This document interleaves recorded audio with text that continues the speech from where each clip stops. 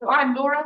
We have Lewis, Piper, and Alex, who will all be around to help us today. We're also the authors of this tutorial. Yeah, if you've got any Cube questions, ask us.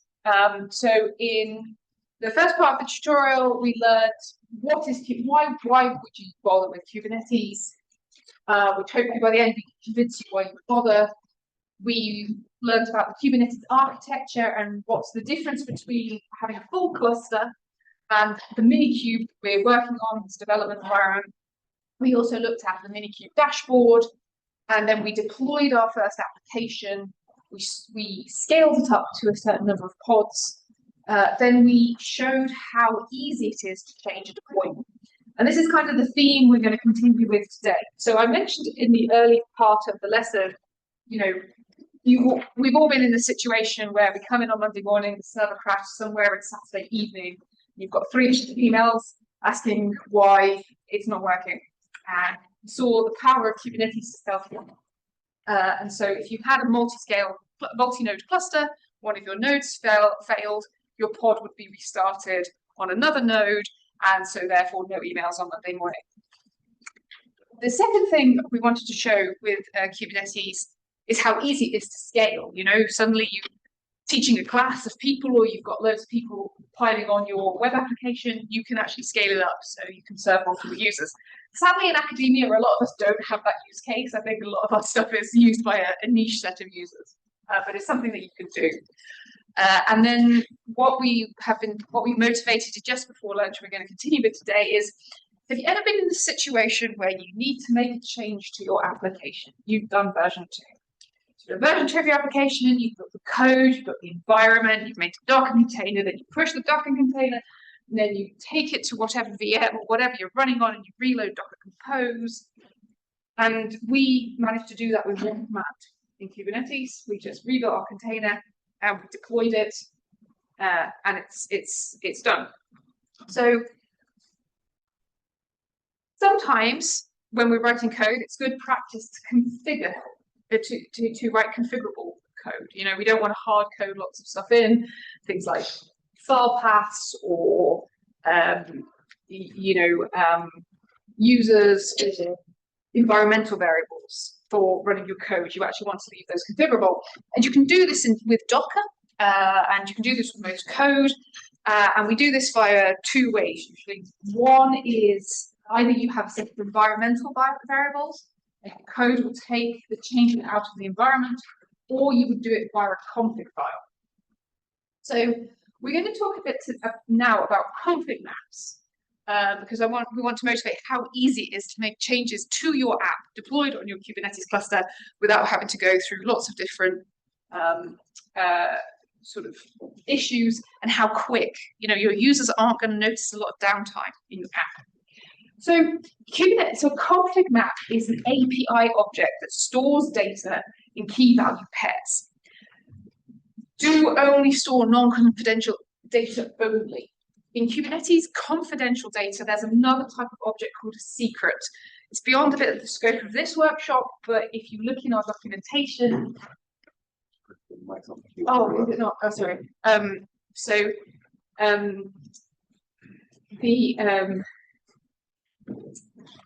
The secrets, you can read about them on our documentation. So if you look at our documentation. So we're going to just work with non-confidential configuration only, and we need to inject these variables from our config map into the pods, and that can be done via 2 methods. One is via environmental variables, and the other is when you mount a config as a volume. And so I'll go through these and what they do and what they are. So what we're going to do in our web application is, so often when you run web applications, you configure the style independently of the web application.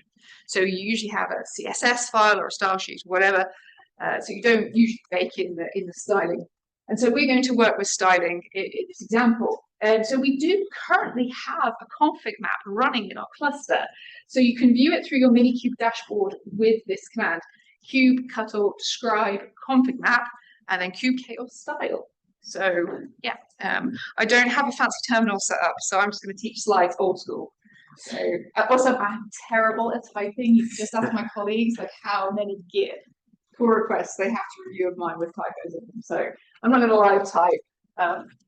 So yeah, have a go at that.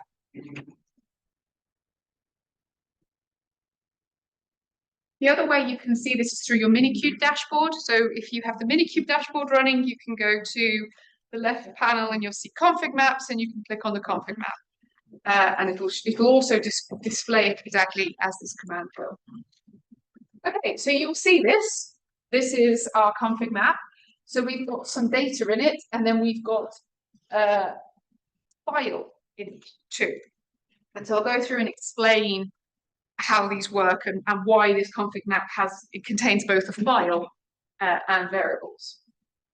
So the first thing we want to do is we want to change the color of the border of the web application, and we want to change the border size and the border style and the font color.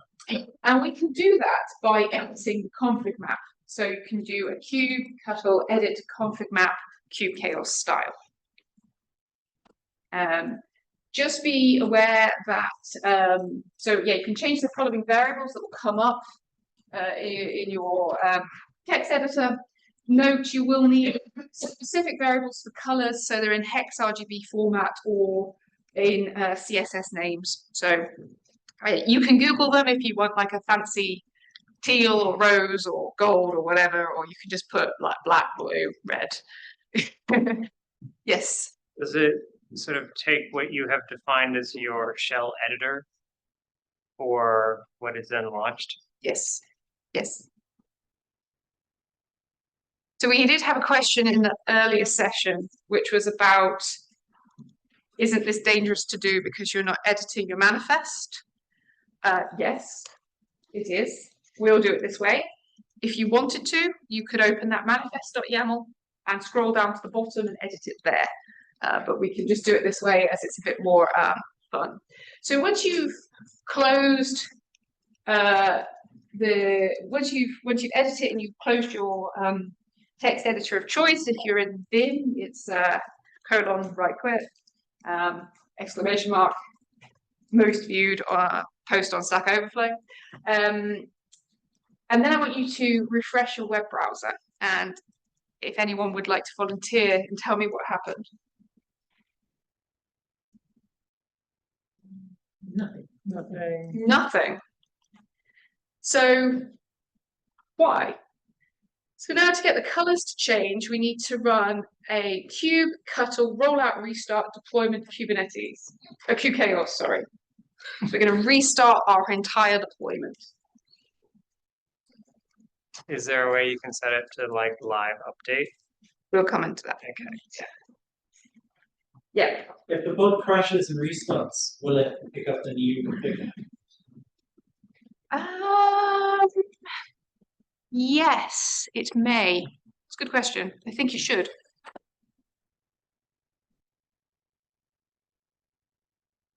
All right. So what do you see now? Change border. It's changed the border, it's changed the color, it's major changes. Excellent. Well done. Sorry, you had a question over there. Oh, it was more to do with the editor. I don't know. I'm not quite sure. Which editor it's for and how I save. Oh, okay. Okay, we'll come and help you. Great. So the reason we have to do this is because the variables you edited in the config map there are applied as environmental variables. So to get the pod to pick up on its new environment, it actually needs to be remade. So answering your question, Wahab, if the pod crashes, it should pick up the new environmental variables when it is remade. The quickest way to restart everything is use this kubectl rollout restart.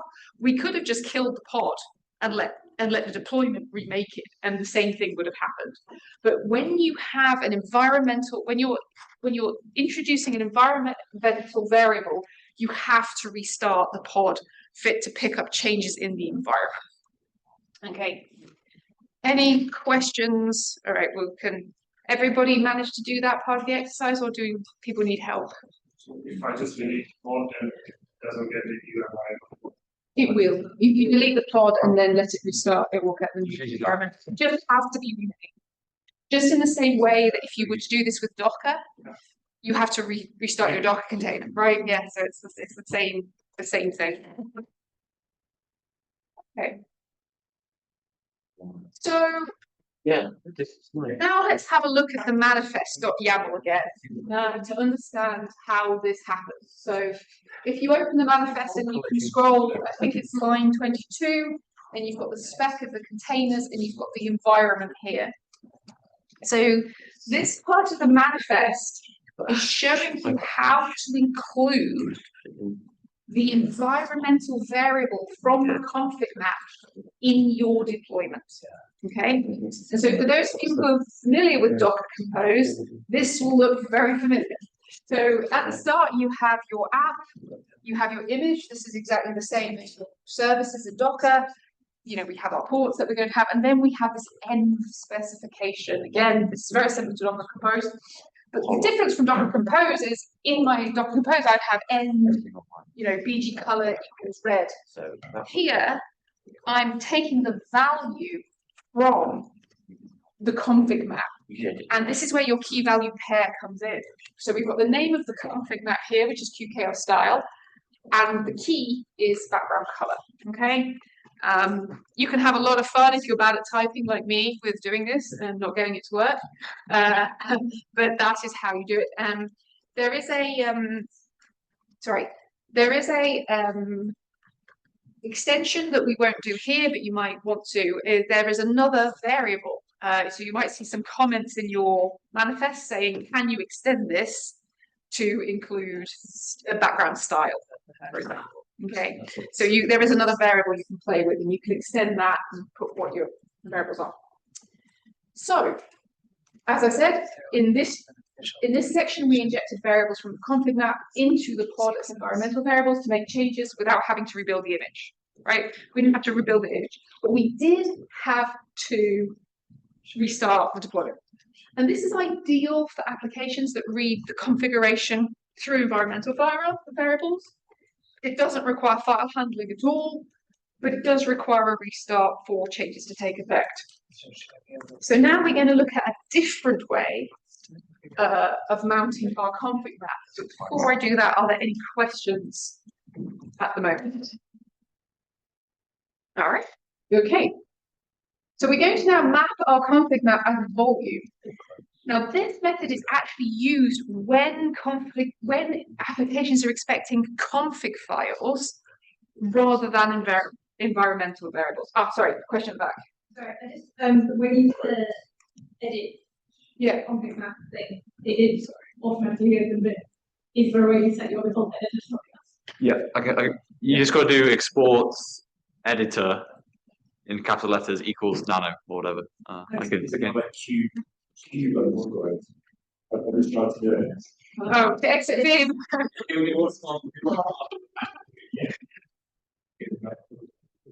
If you want to exit Vim, you need to type Q exclamation mark enter, because that's the obvious way you'd exit an application. Yeah,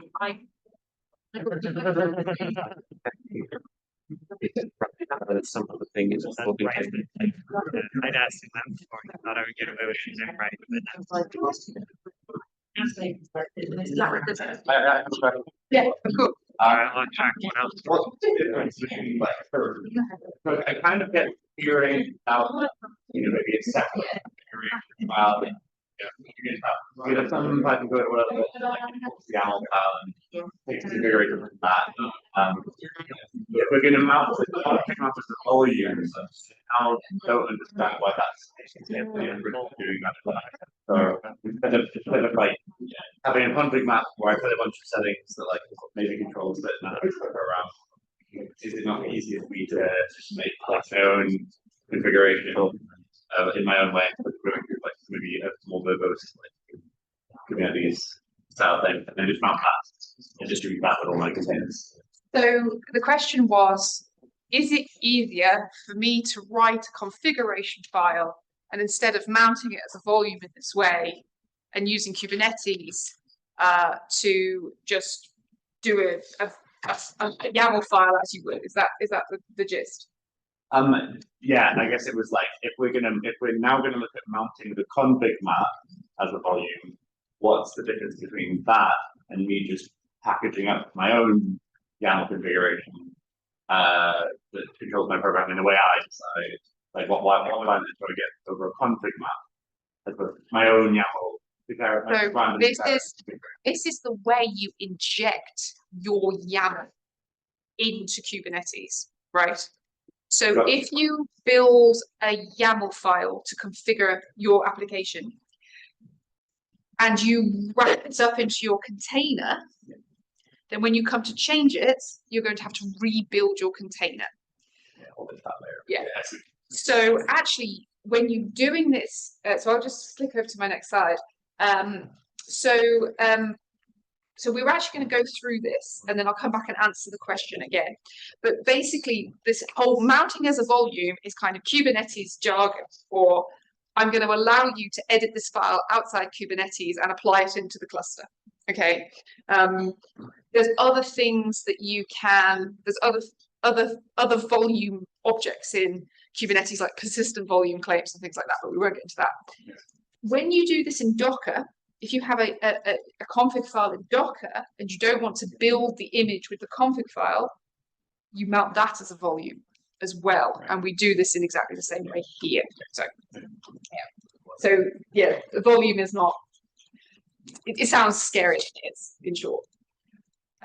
Anybody got any more questions? All right, is everyone exited Vim? I live in Vim. Your point on the config map, so for security. So when you're running in production, you want the container to be completely read-only, and you separate out the configuration.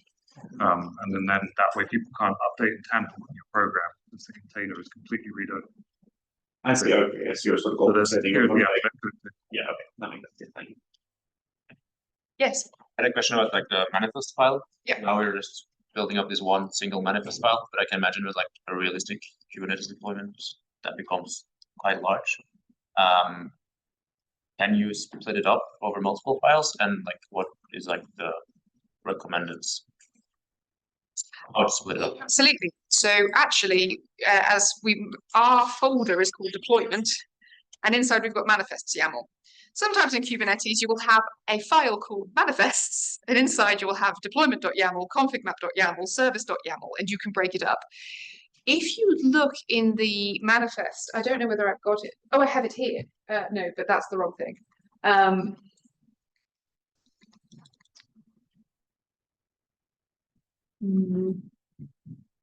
Now I wish I had a terminal with Vim.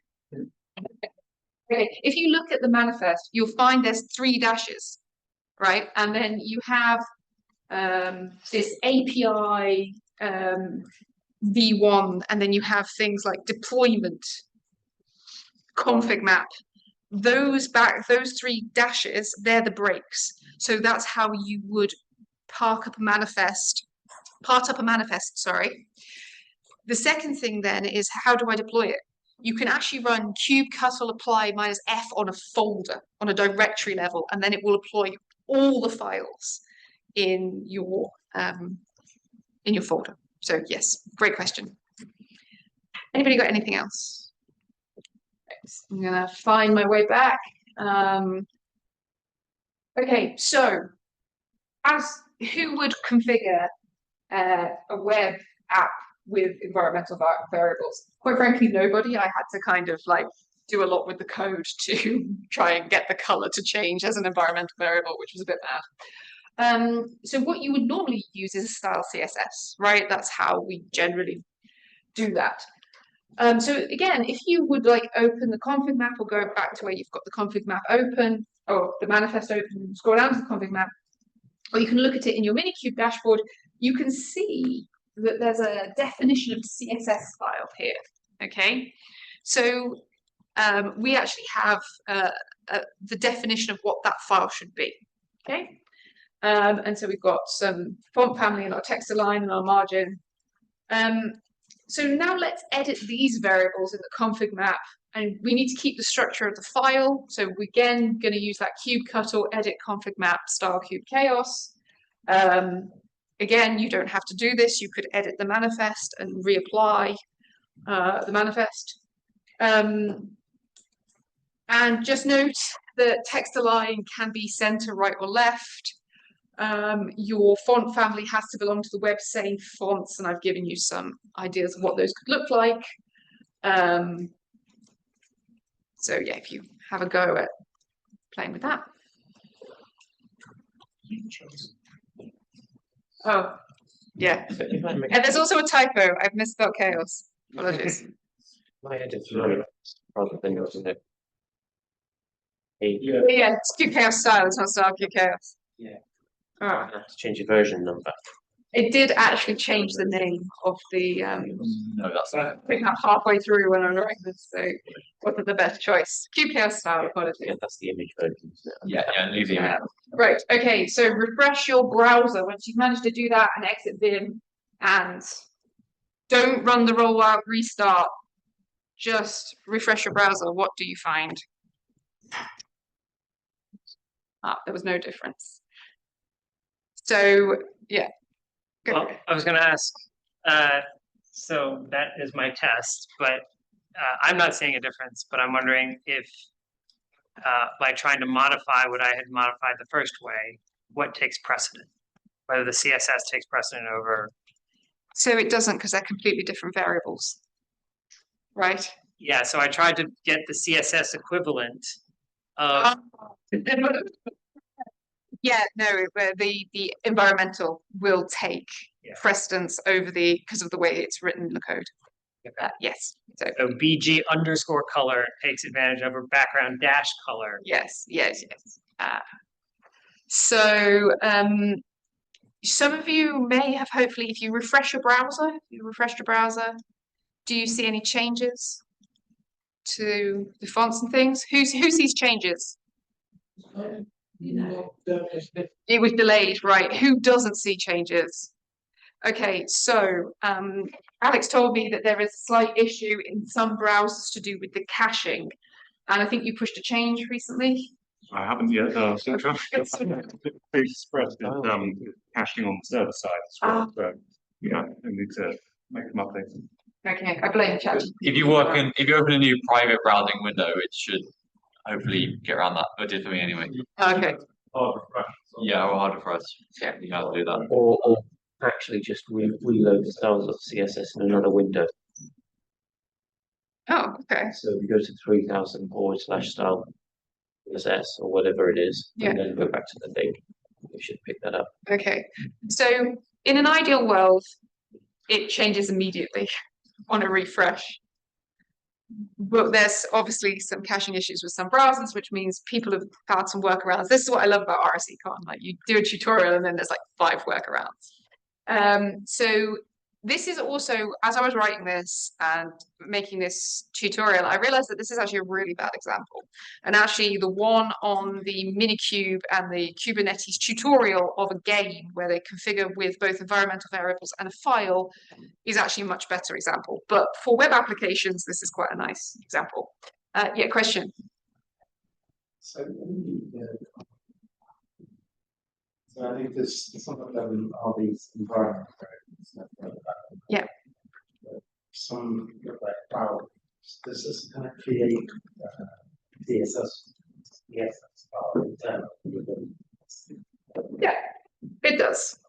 Okay, so we'll go into that in a minute. Okay, so explanation here. Why does it change? Just everyone pretend that it changed immediately and everyone was happy. Here we're mounting a file as a volume into the pod. And the file is being written by the values in the config map. Okay, so this is your style CSS. It is actually the file. When we change the values, they are immediately picked up by the pod without it being restarted because it's reading the file. This is how it looks in the manifest. Okay, so exactly as you said, here we're defining the volume mount. We've called the volume amount style environment, and we have a mount path. And this mount path is where the application is expecting the CSS to be, okay? Then we define what the volume, so I've called the volume star length, that's where I'm mounting it. And here I am using the config map to say, put this file into this volume, and then mount this volume at this path. Does that answer your question? So you're kind of using key in the config. Yeah.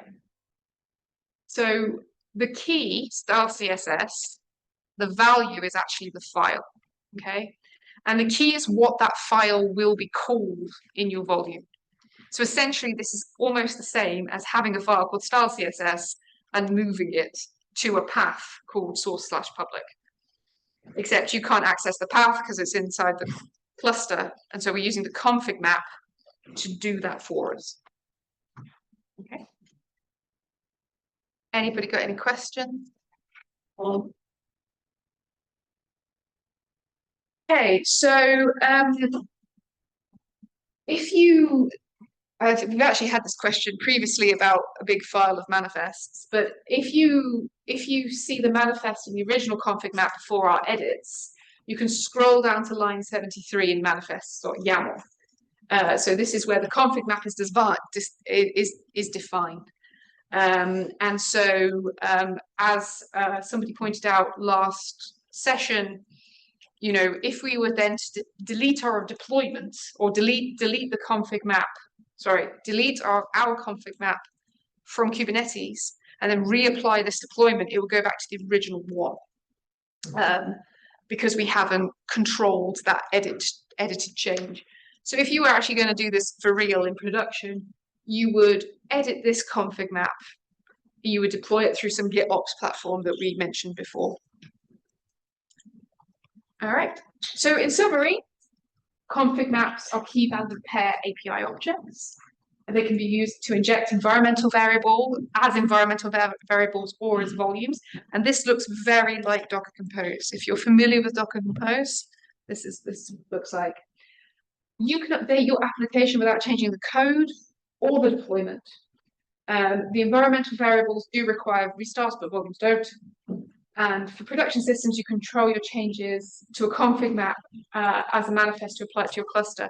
And as Alex said, this has important security implications because you want your application to remain read-only. You don't, if anybody managed to breach your system, you don't want them to be able to change anything within your system, say by writing a file to it. So with that, are there any questions? Go for it. If in my manifest I have a big map and then it's creating a volume, will it distribute it on different nodes? Yes. So it will go to any pod that I want, that I click on. Yeah, absolutely. Yeah. Can you do like pod conditional things, or is the whole point that it has to be the same thing? That's what I was talking about. I'm assuming. But like, if I wanted to say half the things do this, and then like if you are pod 5 or higher, do this thing. I mean, I'm saying that this, like, I'm thinking about. I've done this kind of logic for like multiple GPUs, and it's a very different thing. Like obviously, there I want to do like like same application, different data, for example, and then gather at the end. But that's very, very GPU specific. So I was just thinking like. So then you would use a job, I think, or a workflow to do that kind of thing. So what you're meaning is basically you want to apply. You've got 5 different configs of, I don't know, features that you want to run in an ML model, and you want to run the same ML model over 5 different feature maps, right? Or 5 different hyperparameters. Or even something way, way simpler, like can I get every pod to print out hello I am pod X? Yeah. Yeah, you can do that. But you would do it in the same way that the application knows which pod you're running in. So if you go back to your app.js, you can see it says I am running in, I'm running in pod blah blah blah. if you look at that, it's actually taking that in from the environment itself. You would need to use the environmental variable. You wouldn't need to use config map to do that. Yeah, okay. Yeah. Yes, I think it's os.hostname. Yeah. Okay. Yeah, thank you. All right.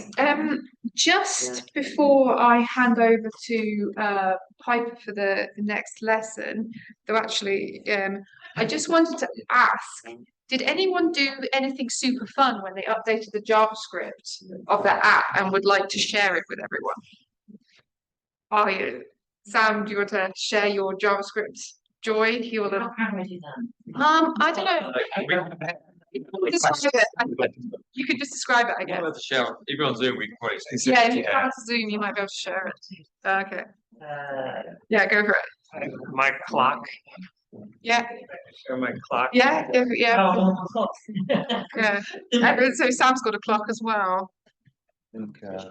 Oh, really? Yeah. Yeah, I think that's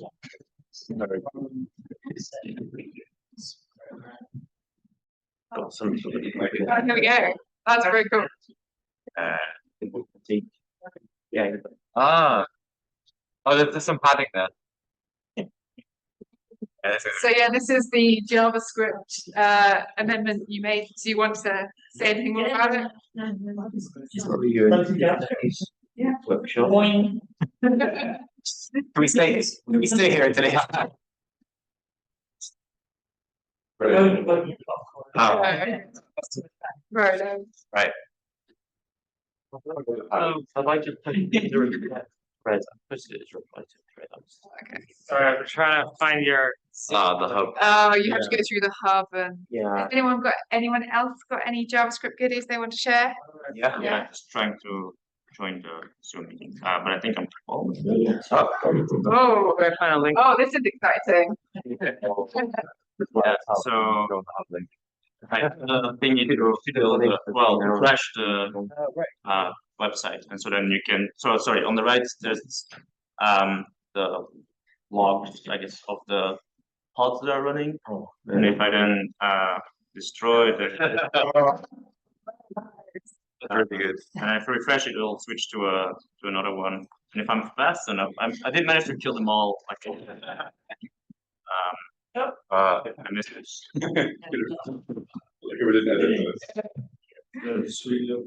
Oh. Nice random. It's too fast for me.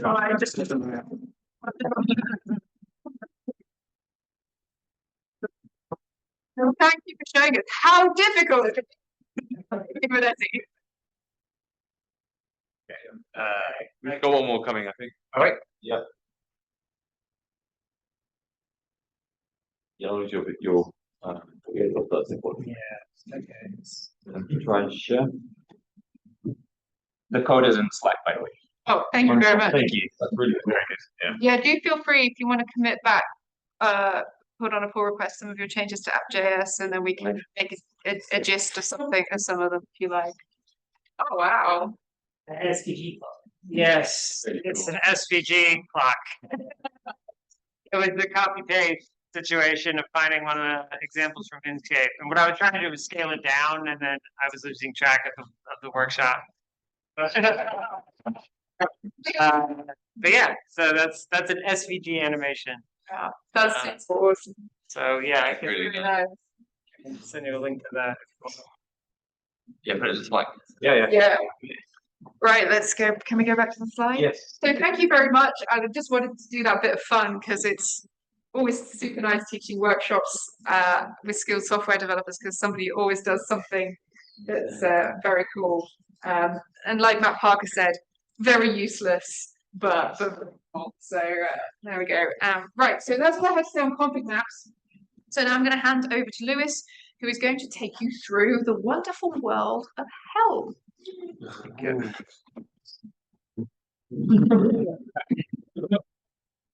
It's good. We've got it. Yeah, so Helm is another aspect of Kubernetes, largely involves getting the community and sharing packages and things like that. So Helm is a package manager for Kubernetes resources. So we've done a lot of stuff individually with manifest files and handling things that way. Helm is another way that you can handle things for community applications. Everything is packaged into a chart, which you can then deploy directly to your cluster just as a chart, editing a few configuration values and deploying it as your cluster needs. So this is helpful when you're talking about things that are used across multiple things. So there's various different use cases for this. In this case, we're just going to deploy a very simple Helm chart, just go through the process of it, add it to our Kubernetes cluster. But the base is very large. There's a lot of things that you can get through Helm. On that, because it is very large, there's a lot of people out there. You do have to make sure that you are using like a good Helm chart. It's similar to using GitHub repository and code that you find online. You want to make sure that it's not malicious content or anything like that. There are some Helm tools, template and verify, and various other best practices.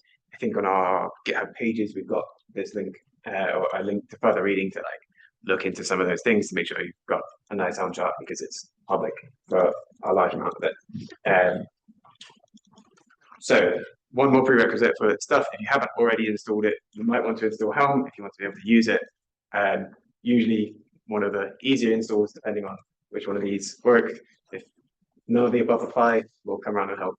But depending on your version, Helm should be a relatively straightforward install.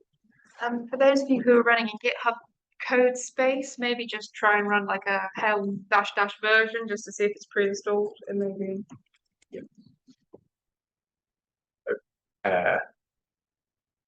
I'll leave it up for unknown flag versions. That looks like it is. It is Perfect. cool. Unknown flag. So maybe just Helm space version. Yeah, Helm version. Sorry, I didn't. Okay, off the top of my head, I wasn't sure either. So Yeah, it's cool. yes, perfect. Okay, so code creators, you should still be able to use Helm. We will go through that. Anybody got any questions on installing Helm at this point?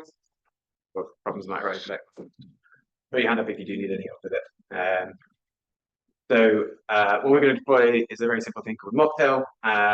So this is a small server that lets you test custom endpoints. Again, this is just an example of something you can do with Helm and sort of the ways you can interact with it. But there's a lot of different ones. I mentioned that there's a lot of space for Helm charts. So Artifact Hub is something that hosts a lot of them, but sometimes people host their own ones on their specific GitHubs. So for our workflow, we create Helm charts for our applications and we deploy our own Helm charts. Writing is not super straightforward, but when you've got a template that applies to a lot of things, it worked pretty well for us. So that's a whole nother level of learning. It's like how to write a Helm chart. Also not going to go super deep into it, or not going to go into it, but most of the time you won't need to know that.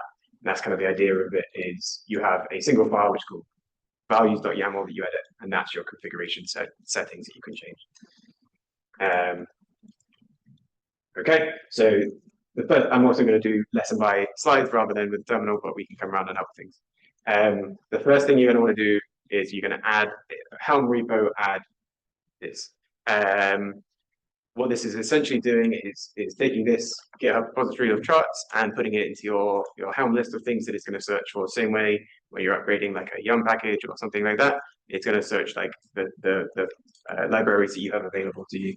And that's why underneath, obviously, if you've just installed Helm, probably not going to do much, but an update is always quite good to do just in case you end up installing old values of old repositories or something like that. Yeah, also going to leave this up there for a little bit in case anybody is having any problems. And again, also feel free to raise your hands if any of this doesn't work. This should also be like kind of, if other things didn't work for you earlier on, this should be kind of a separate thing. It's not reliant on anything that we've currently deployed. Cool.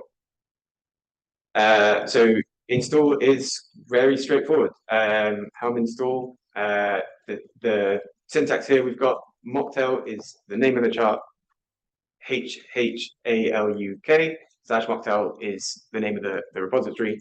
Sorry, the first one is what you're calling it on your cluster. The second one is what it's called on the thing. The third one we have is -n Mocktail. We're using a new namespace now. So we're taking it, it's not going to be in default, but putting it into a Mocktail namespace, kind of just showing the options there. And then the create namespace basically means if it didn't exist, it's going to make it for you now. Running this command does pretty much everything. So it's going to download the chart, it's can download all of the manifests. So there is plenty in there, but there's a few things in there. But services, pods, deployments are all just encapsulated in one thing. You don't have to do anything else. If you just want the default settings, if you want to change stuff, we will cover that. And then it will start the application. So you do need to obviously give it a little while. Kubernetes is doing a lot of things in the background, but most of these pods should show up now in this new namespace. If you're using, say, kubectl, it's the same syntax of just -n mocktail, and you'll look in that namespace if you want to look for pods. Or if you still have the dashboard up and running, you can also look at it in there, and that'll give you like a more visual perspective. I think on the dashboard, a couple of the sections on the left-hand side have a little n in a bracket if they are namespace based or if it goes across all namespaces. So pods are namespace specific, but you could get like cluster roles which go across the whole cluster, and that would be not namespace. Cool. How do we actually see the things running then? So for this one, so you would run kubectl get pods, for example, and you would put -n mocktail on that. It will show you the pods in that. If you want to do it command line wise, the dashboard has other options as well. You can also put -a, which will show you everything. So if you put kubectl get pods -a, it will tell you all of the pods and the namespaces that they're in. So you get to see lots of information, depending how big your cluster is. So if we run that and all we still see is the one we set up before, does that mean something else needs to be fixed? So you run the Helm install, and now nothing has shown up in this new namespace. Yeah, something has gone wrong. Sorry, okay. You're a crash loop backup. So when you do the Helm install with crash loop backup. So what that means is that the container has started, something has gone wrong within them.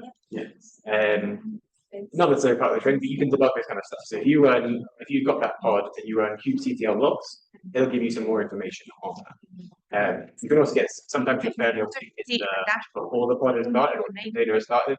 So at that point you need to debug it a bit. But the log will tell you what the pod is. Yep, and they do.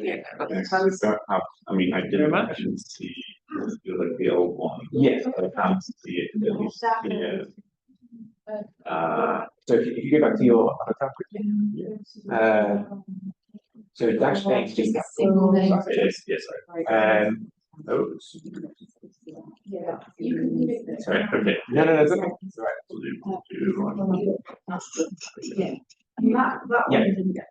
So this will show you everything. Different namespace. But yes, it's crash looping. Then that should show you. Not certain why that is. But if you do the pod thing, put the right namespace, and then the log thing, it will then show you. Okay, gotcha. Yeah.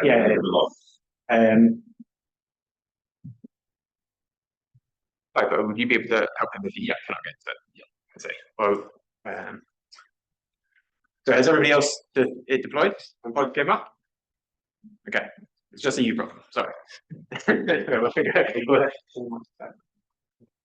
Or you running on half. Probably not. Okay.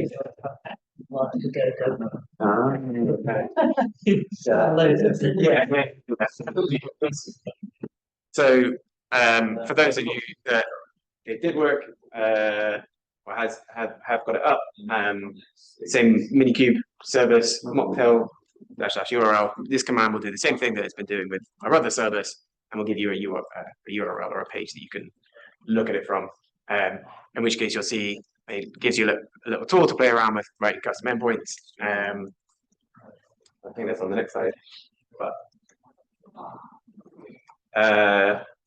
yeah, so I don't know, I kind of guess repeat myself, but yeah, you can use the minikube dashboard or the kubectl to check any of these resources that you've now deployed, and you can see the state of things, you debug things if they are not working so well.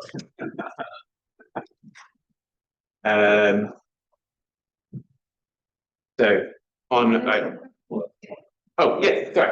Yes, so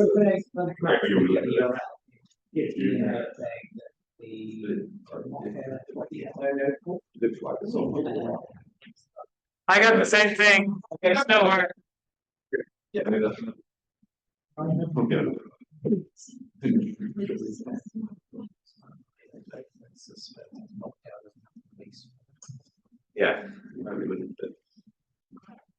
You should work on a. I'm running on a Mac and it's working okay.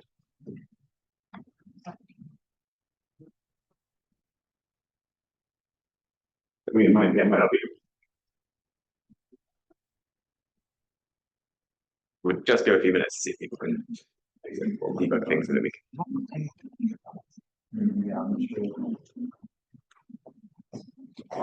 So this does obviously go to show that certain help charts might not be suitable for all environments, I suppose. And again, the bigger a user community has for a help chart, the more tested it would be. Very similar to the way you would be with GitHub code or anything like that, anything you come across. We just use this as a try to keep things simple and not take up too much time to deploy. I don't know. Yeah, I'm not sure if pop that is native. Oh, I'm getting run under protect. The flag on go. Did it work for you? Yeah. The same morning he did, and Oh, it's everyone is welcome to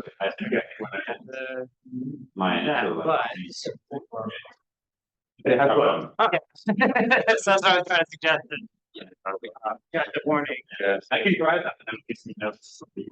Yeah, I'm interested in this. What if I get? Okay, you win. You're dead. So yeah.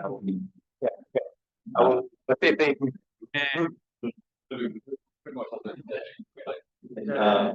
wait a minute.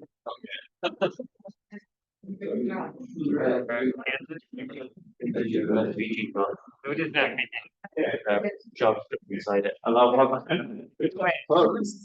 love how That is the close. Sound. Much more I'm going to close it. So okay. That doesn't work. I consider this So besides The SVG thing. it's for a blog post. I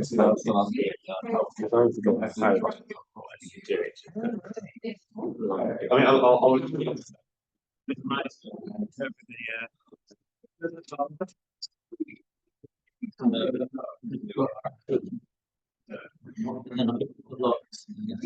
Let's keep going. Yeah. So I'm running the. yeah. So, city of where?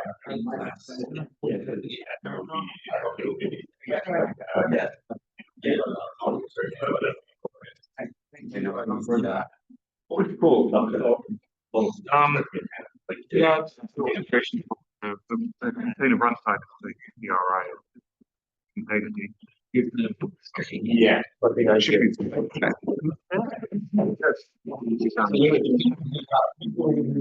Using a hot bit, I'm on board, that doesn't work. okay. Oh, wait, no, what? Yes. So the bit that we should do this. The container. We're not quite sure how we can check it up. It's my escape. Rotate. Yeah, all right. So,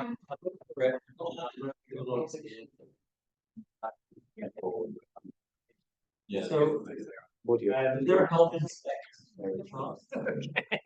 Yeah, so, okay, I'll I go over you. That's really cool. Yeah, Great. Yep. hopefully you go. That's fine. No, you can't, yeah. Yes. So we. I think. So somebody else had that one. Yeah, I mean, if I can change kind of the sort of style, yeah.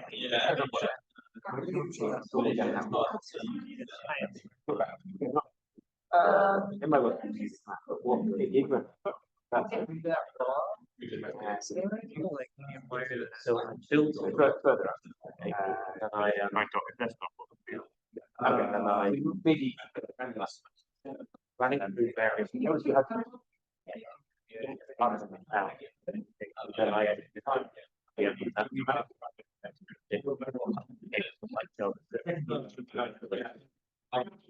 That's kind of fair enough. Yeah, and I think Inkscape has an example like minimalist that you start out with. Yeah. I just wanted to say another point. There's another code for that. This is what he's now reached.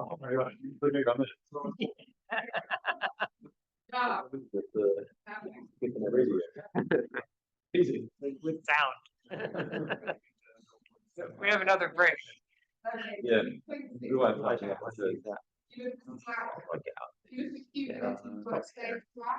should be a workaround that has worked on Arch Linux.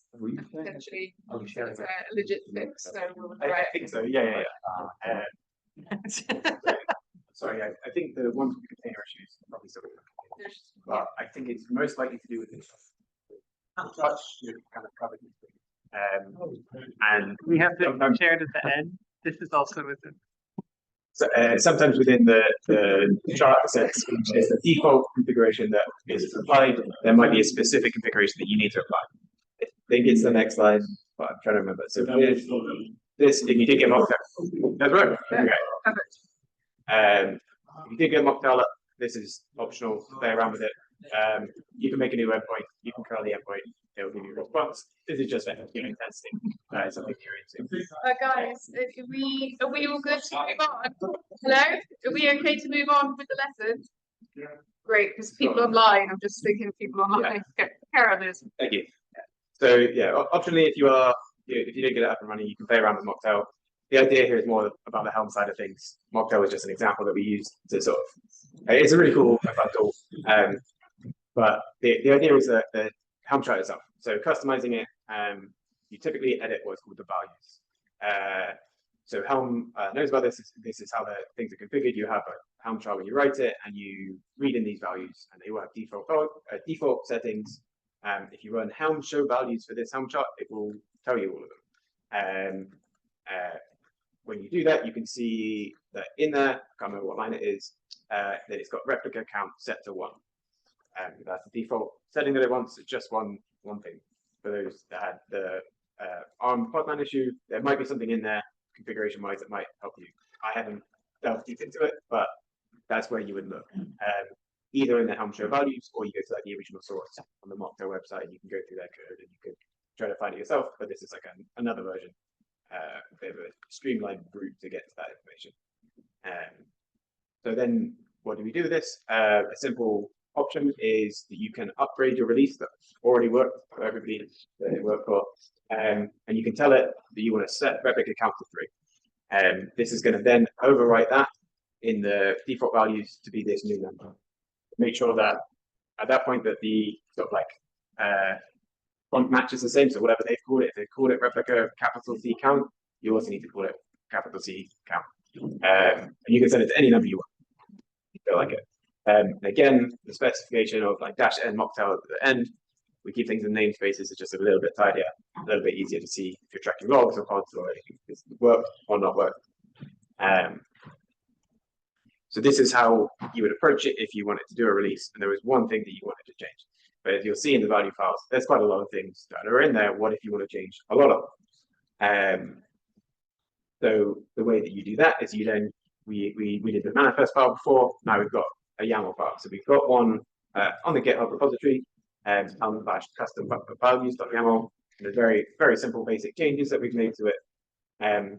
You then apply this file rather than that -- set replica count to 3. And you could do all of them. You could replace all the default values with something else that you wanted. You can't create new values. Obviously, this is built into the Helm chart. They all have relations, and you can, again, go through the code and you can deep dive if something is not working. But I've done a few other things different with this command. So I've got the -i. So -i means that it will install if it doesn't exist, upgrade it if it does exist. We're using the Helm upgrade rather than the Helm install command, and then the -i. I've also put it into another new namespace called my Mocktail rather than just Mocktail. So this is then going to create a new release in a new namespace, but it will release the same thing. And then we put -f to tell it which file to pick up. This is the Helm customization file, and that should, I believe, it replaces the port that it's the service is on. And I think it changes a couple of other names as well. Just going to try to show the range of flexibility, how to adopt Helm charts into your cluster, and bits and pieces that you can or might want to change. And a lot of applications, these values files can be quite complicated and they can be very specific. And so we didn't want to like deep dive, confuse everybody with those kind of things at this point. Just trying to introduce Helm as a tool that can be used. At this point, has anyone tried this? Has it worked? Are things making 3 of them now? Hopefully, yes. Cool. Yep. All right. So yeah, now you've got two Helm deployments, 2 Helm releases of Helm charts across your cluster. There are a lot more. You could have a lot of Helm charts deployed onto the thing. One option is to search Artifact Hub for anything necessarily. You can have a look around to find different Helm charts for certain things that you want to use. If you are using RabbitMQ or Keycloak or something on your cluster, you can probably find a Helm chart for it. It might not be exactly how you want it. You might have to make some edits there. But there's a lot of community support and buy-in from a lot of various different places for these kind of things. Helm gives you a bit of a tool for searching for this. Also, again, you can look online. You can, I mean, I think more specifically with like Keycloak and stuff like that, they promote their own Helm charts and they'll tell you walkthroughs of how to deploy it and values that you should change or things like that. So that could be the original source, but like the extra information. I think remember what was on the next slide.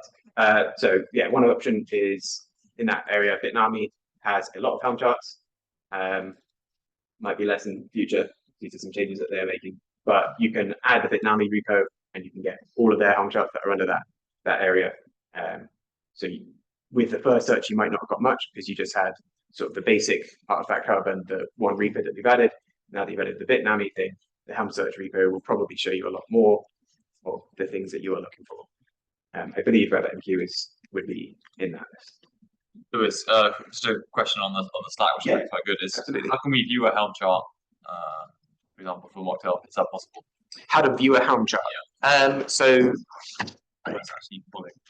yeah, so I personally would go to the GitHub for it. So if you go to the link that is in the Slack, there will be a charts folder, and in that it will contain everything. I do it that way because then you can see the values and also the bits that are underneath it. I don't know. How would you? Do you have an answer for that? No, I don't actually. Yeah. Okay. So that would be my approach. Yeah, I would go to the GitHub. I would look through it. They can be very large. They can be very confusing, and also it's all relation like usually pulling variables from various places. So you might go in there, and there might be a deployments.yaml like we've seen earlier, but you don't know necessarily where all those information is coming from. But yeah, I was wondering if Helm had an inspect command or something like this, but. So I think the show values. I think there might be an alternative for just show chart. You can also do dry runs for this kind of stuff. So you could do the set replica count thing and do a dry run, and it would just output the YAML that it's going to deploy and not actually deploy it. I'm struggling to remember the exact syntax for those kind of things, but I think there is a. Yeah, I think they found the final solution is Helm show all and then the name of the chart. Okay. Yeah, but the GitHub seems like a good idea to look at as well. Yeah. Cool. Yeah. Anybody else struggling or having any questions at this point? How are we doing? Yeah. Okay. So yeah, at this point, we've deployed 2 Helm charts. Maybe you're done with the Helm charts. So there is also a Helm uninstall for these things. Again, pick the specific namespace and Helm will uninstall all of the things that it just installed. Same as we had the deployment YAML, it put a bunch of stuff on the cluster. You could uninstall that file and it would remove everything. Helm will also do the same. It will reverse everything that it has done and clean up anything it can clean up. That being said, it will not remove the namespace. So I thought it would create a namespace. It won't do that because if it did that, it then can't get to everything else. So it leaves that there. You can remove it with the kubectl command, kubectl delete namespace afterwards if you like. And then you can check this by doing Helm list and looking in the namespace for Mocktail. Helm list will show you ones that you've got deployed onto your cluster. It should be empty now if you delete them or not delete them. Up to you at that point. Again, just an optional thing. If you still want them there, you still want to play around with them, obviously carry that on. But that is just a choice. So yeah, at that point, we'd say summary for the Helm chart stuff. It is a really powerful tool. It is really useful. It doesn't always work out of the box, as we've seen, but there is usually some configuration or some place or some setting to get it to work. But it saves you a lot of this writing all of these deployments. So we spent a lot of time this morning using the deployment, getting the files on and having a look at it. This is a really good way for learning, but sometimes you just want it to work. And Helm chart often has like a solution that you can at least get all the resources into one place.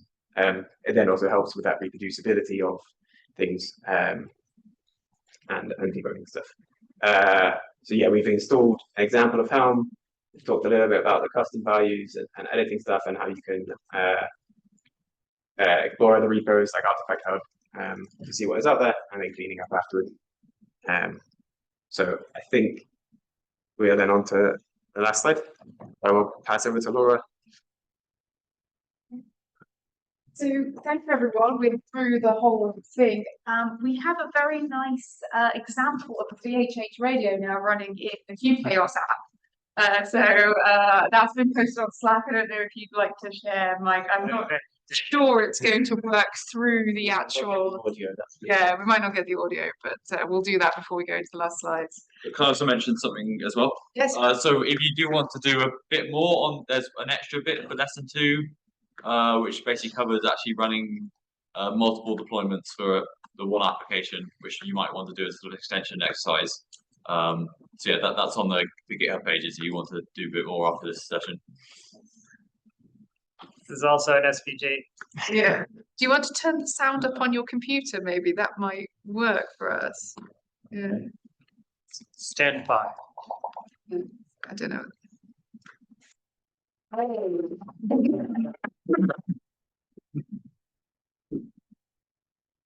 Yeah, that's all there is on a different app. I've got emergency meeting coming in.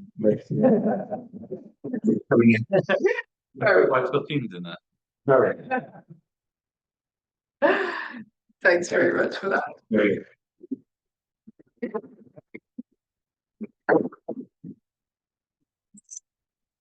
So thank you very much for coming to spend the last day of the conference with us. And there was many exciting parallel sessions, which you may have missed. So we apologise for that. I hope it's been worth coming. We hope that you can walk out of here with something that you can use in your day-to-day work. So what is next? As Piper says, there's a nice extension exercise on lesson 2 that you can go through on doing multiple deployments.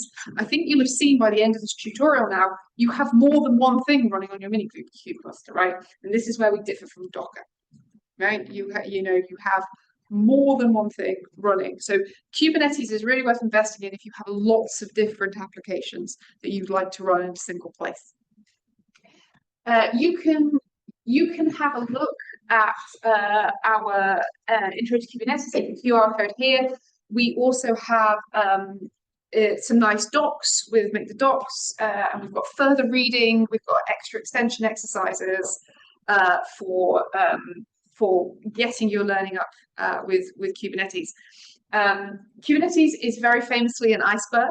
We are just at the surface point here at the top, and there's a lot that goes on underneath. So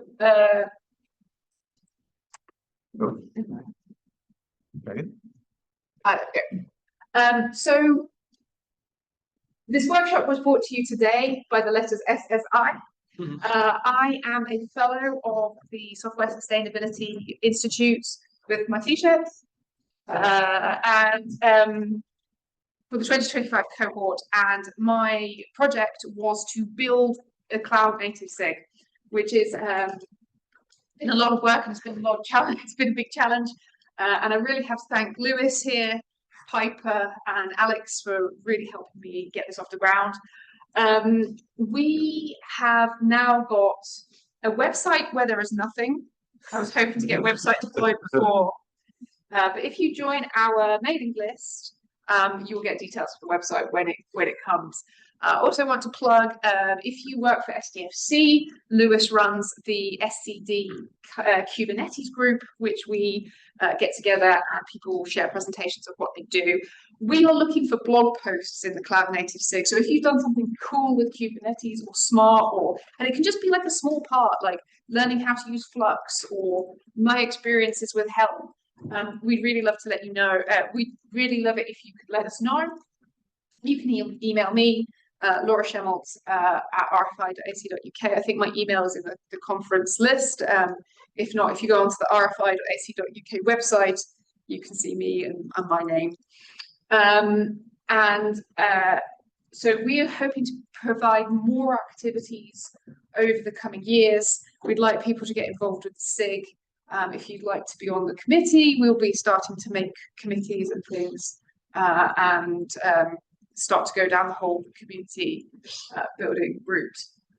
And we are massively early, so I just want to thank you for your participation. It's been really super fun teaching this workshop. And I just want to ask if there are any questions.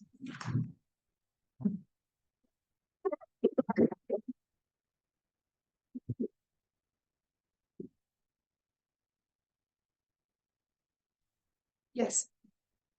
Maybe this is too much of a can of worms, but